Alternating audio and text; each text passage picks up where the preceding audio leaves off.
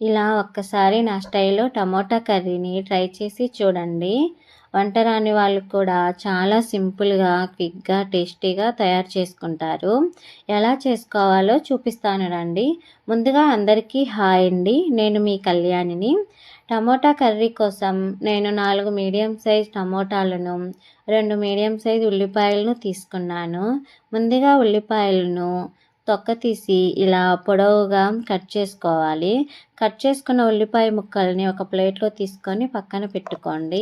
టమోటాలను కూడా పొడవుగా కట్ చేసుకోవాలి.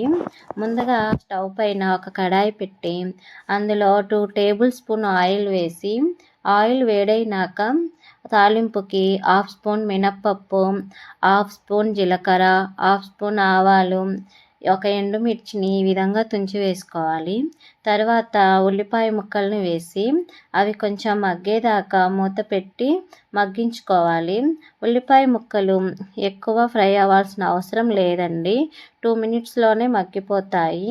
తర్వాత 1/2 స్పూన్ అల్లం వెల్లుల్లి పేస్ట్ వేసి పచ్చి వాసన పోయేదాకా ఫ్రై చేసుకొని తర్వాత టమోటా ముక్కల్ని వేసుకొని, నేను నా టేస్ట్‌కి తగ్గట్టు 2 స్పూన్స్ కారం వేసుకుంటున్నాను.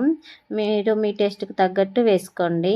తగినంత సాల్టు, 1/2 స్పూన్ పసుపు వేసి కలబెట్టి మంట మీడియంలో పెట్టి మూత పెట్టి మళ్ళా మధ్య మధ్యలో మూత తీసి అడుగు అంటకుండా కలబెట్టుకుంటూ టమోటాలను బాగా మెత్తగా అయ్యేంత వరకు మగ్గించుకోవాలి.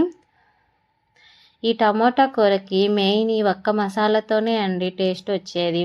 అది ఎలా చేసుకోవాలి అంటే, ఒక మిక్సీ జార్లో 1 ఇంచు కొబ్బెర, 1 స్పూన్ ధనియాల పొడి, 4 వెల్లుల్లిపాయలు వేసి మిక్సీ మెత్తగా పట్టుకోండి. ఆ మసాలా ఈ కర్రీకి మరింత టేస్ట్ని యాడ్ చేస్తుంది.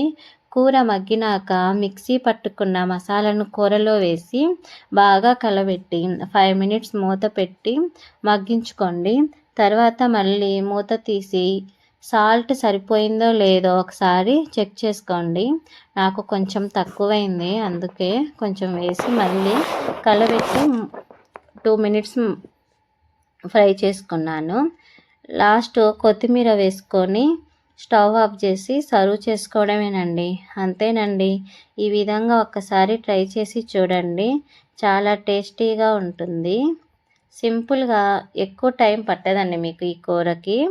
30 మినిట్స్‌లోనే కర్రీ అయిపోతుంది.